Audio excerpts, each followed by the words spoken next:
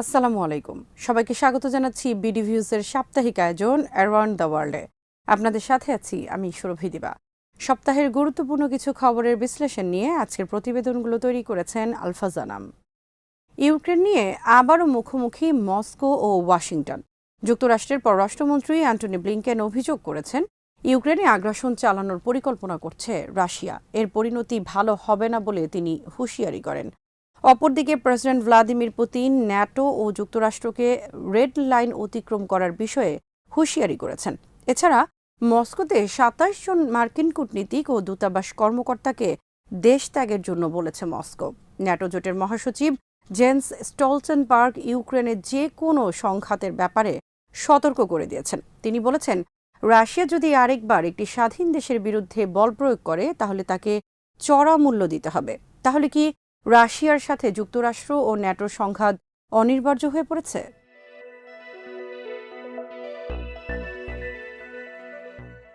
বেশ কিছুদিন থেকে ইউক্রেন অভিযোগ করছে সীমান্তে রাশিয়া বিপুল পরিমাণ সৈন্য সমাবেশ করেছে। নিয়ে আসা হয়েছে আর্মার্ড ভেহিকল ও ইলেকট্রনিক যুদ্ধ সরঞ্জাম। রুশ সমর্থিত বিদ্রোহীদের হাতে দেয়া হয়েছে অত্যাধুনিক সমরাস্ত্র।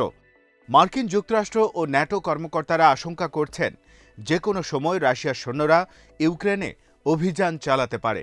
অবশ্য ইউক্রেন সীমান্তে সেনা সংখ্যা বাড়ানোর বিষয়টি মস্কো অস্বীকার করেছে। উল্টো অভিযোগ করেছে ন্যাটোই ইউক্রেন সীমান্তে যুদ্ধ পরিস্থিতি সৃষ্টি করেছে।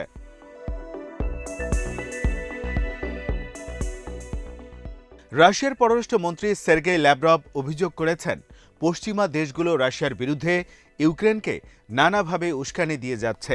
রাশিয়ার পররাষ্ট্র মন্ত্রণালয় থেকে বলা হয়েছে, এক সপ্তাহে রাশিয়া সীমান্তে ৫০টি ন্যাটোর পরিদর্শন বিমান ও ড্রোন শনাক্ত করা হয়েছে।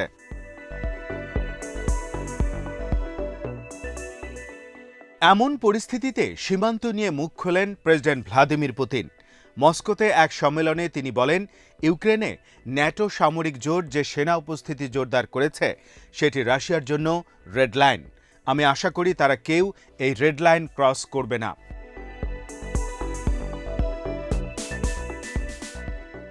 পুতিন অভিযোগ করেন, ন্যাটো ইউক্রেনে কিছু ক্ষেপণাস্ত্র মোতায়েন করেছে, যা ৭ থেকে ১০ মিনিটের ভেতরে মস্কোয় আঘাত হানতে সক্ষম। আর যদি হাইপারসনিক ক্ষেপণাস্ত্র হয় তাহলে ৫ মিনিটের ভেতরে মস্কোয় পৌঁছে যাবে। বিষয়টি কল্পনা করে দেখুন, পরিস্থিতি যদি এমন হয় তাহলে আমাদের কি করণীয় আছে? তাদের বিরুদ্ধেও এখন আমাদের ব্যবস্থা নিতে হবে। পুতিনের এই বক্তব্যের পর মার্কিন পররাষ্ট্রমন্ত্রী অ্যান্টনি ব্লিংকেন ও ন্যাটো সেক্রেটারি জেন স্টোলটেনবার্গ হুঁশিয়ারি দেন।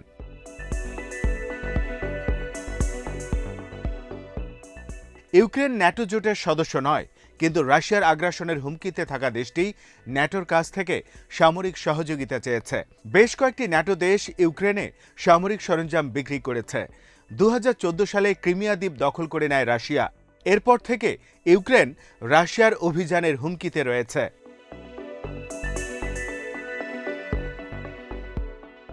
ইউক্রেনে যদি রাশিয়া সত্যি অভিযান চালায়, পশ্চিমা দেশগুলোর কাছ থেকে কতটা সহযোগিতা পাবে তা নিয়ে অনিশ্চয়তা রয়েছে। ইউক্রেনকে রক্ষায় যুক্তরাষ্ট্র ও ন্যাটো জোটকে সরাসরি রাশিয়ার সাথে যুদ্ধে জড়িয়ে পড়তে হবে। অনেক বিশ্লেষক মনে করেন, রাশিয়ার সাথে যুদ্ধে যাওয়ার মতো অবস্থায় নেই যুক্তরাষ্ট্র ও ন্যাটো।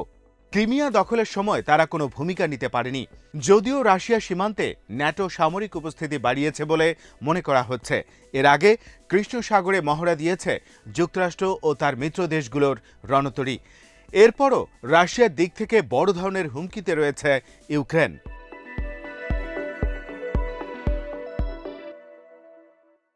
ইরানের সাথে পরমাণু সমঝোতা চুক্তি নিয়ে ভিয়েনায় শুরু হয়েছে আলোচনা।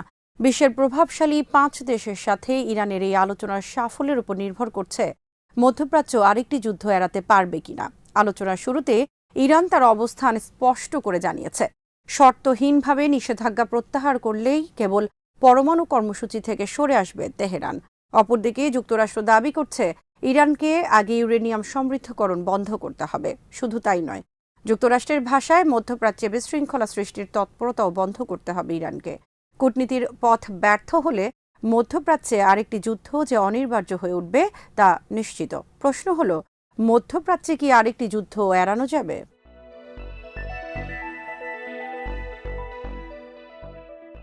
ভিয়েনায় আলোচনা শুরুর পর প্রথমে তেহরানের পক্ষ থেকে জানানো হয়েছে ইরানের উপর যুক্তরাষ্ট্রের আরোপিত নিষেধাজ্ঞাগুলো প্রত্যাহার করতে হবে, তাহলে ইরান পরমাণু সমঝোতায় দেয়া প্রতিশ্রুতিতে ফিরে যাবে।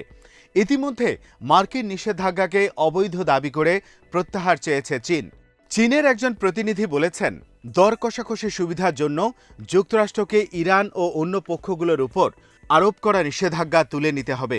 চীন ও রাশিয়া দীর্ঘদিন থেকে ইরানের উপর নিষেধাজ্ঞা প্রত্যাহারের দাবি করে আসছে।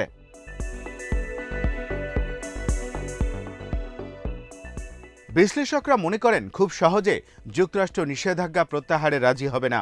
এজন্য দেয়া হতে পারে নানা ধরনের শর্ত। যুক্তরাষ্ট্র এমন একটি চুক্তিতে ইরানকে বাধ্য করতে চায় যেখানে প্রতিশ্রুতি থাকবে তেহরান কখনোই পারমাণবিক অস্ত্র তৈরি করতে পারবে না। এর ফলে আবারও আলোচনায় দেখা দিতে পারে অচলাবস্থা। এ ধরনের অচলাবস্থা দেখা দিলে ইরান সময় ক্ষেপণের সুযোগ নিতে পারে। এই সুযোগে ইউরেনিয়াম সমৃদ্ধ করার কাজ এগিয়ে নেবে।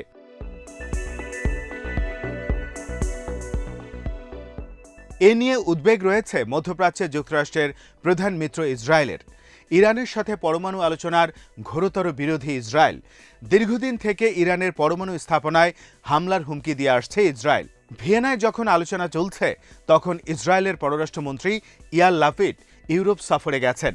এই সফরে ইরানের পারমাণবিক উচ্চাভিলাষ থামানোর অঙ্গীকার করেছে যুক্তরাজ্য ও ইসরায়েল। ব্রিটিশ পররাষ্ট্রমন্ত্রী লিজ ট্রাস এবং ইসরায়েলের পররাষ্ট্রমন্ত্রী ইয়ার লাপিড এর লেখা এক যৌথ নিবন্ধে বলা হয়, পরমাণু অস্ত্রের মালিকানা অর্জন থেকে ইরানকে নিবৃত্ত করতে দিনরাত একযোগে কাজ করবে ইসরায়েল ও যুক্তরাজ্য।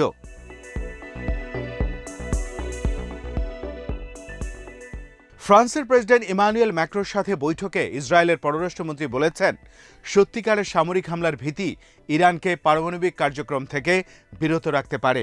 তিনি দাবি করেন, ইরানের ওপর থেকে অবরোধ যেন না তোলা হয়, আরও কঠোর অবরোধ আরোপ করতে হবে। এছাড়া ইরানকে সামরিক হুমকিও দিতে হবে।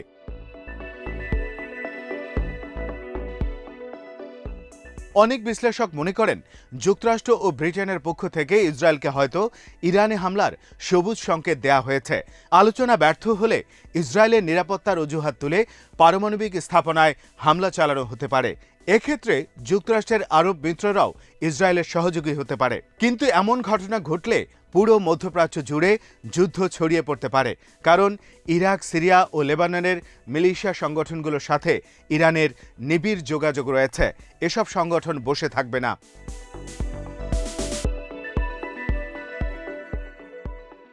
চীনকে চাপে রাখতে পূর্ব এশিয়ায় যুক্তরাষ্ট্র যখন নানা জোট গঠনে তৎপর, তখন আফ্রিকায় নীরবে প্রভাব বাড়াচ্ছে বেইজিং। আফ্রিকা মহাদেশে বেশ কয়েকটি বন্দর ও বহু দেশের অবকাঠামো নির্মাণের সাথে জড়িত হয়েছে চীন। এমনকি বিদেশে চীনের প্রথম সামরিক ঘাঁটি স্থাপন করা হয়েছে এ অঞ্চলে। এছাড়া আফ্রিকার দেশগুলোতে প্রধান ঋণ সহায়তা দেয়া দেশের মধ্যে শীর্ষে চলে এসেছে চীন।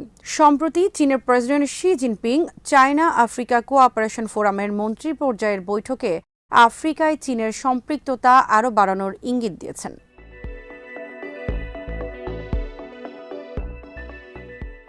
চীন আফ্রিকা সহযোগিতার জন্য গঠিত হয়েছে forum of China Africa cooperation.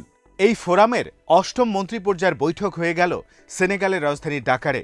Covid পরবর্তী এই বৈঠকে প্রধান আলোচনার বিষয় ছিল আফ্রিকায় কিভাবে চীনের সহযোগিতা বাড়ানো যায়।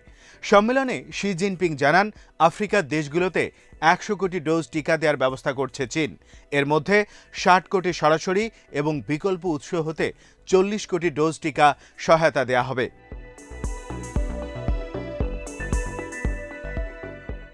এছাড়া আফ্রিকার দেশগুলোতে কোভিড পরবর্তী অর্থনীতি গতিশীল করতে বিনিয়োগ বাড়ানোর প্রতিশ্রুতি দিয়েছে চীন। আফ্রিকার ৫৪টি দেশের মধ্যে ৫৩টি দেশের সাথে রয়েছে চীনের কূটনৈতিক সম্পর্ক। এর মধ্যে অনেক দেশ বেল্ট অ্যান্ড রোড ইনিশিয়েটিভের অধীনে সহযোগিতার ভিত্তিতে কাজ করতে প্রতিশ্রুতিবদ্ধ।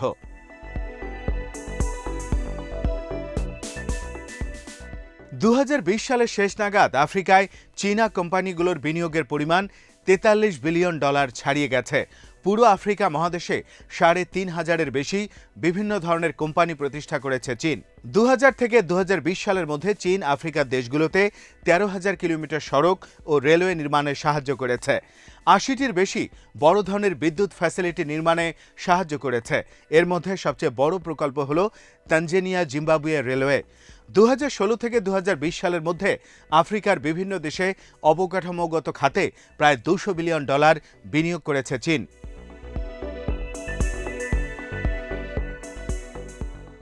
বহির্বিশ্বে চীনের একমাত্র সামরিক ঘাঁটি রয়েছে আফ্রিকার জিবুতিতে। আফ্রিকার বেশ কয়েকটি বন্দরে চীনের বিপুল বিনিয়োগ রয়েছে। এর মধ্যে কেনিয়া, জাম্বিয়া ও জিবুতিতেও চীনা অর্থায়নে বন্দর নির্মাণ করা হয়েছে। পশ্চিমা দেশগুলো যখন আফ্রিকাকে পরিত্যাগ করছে, তখন চীন সেখানে হাজির হয়েছে। শুধুমাত্র লিপ সার্ভিস নয়, প্রকৃতপক্ষে আফ্রিকায় অর্থনৈতিক কর্মকাণ্ড বাড়াতে চীন বড় ধরনের ভূমিকা রাখছে।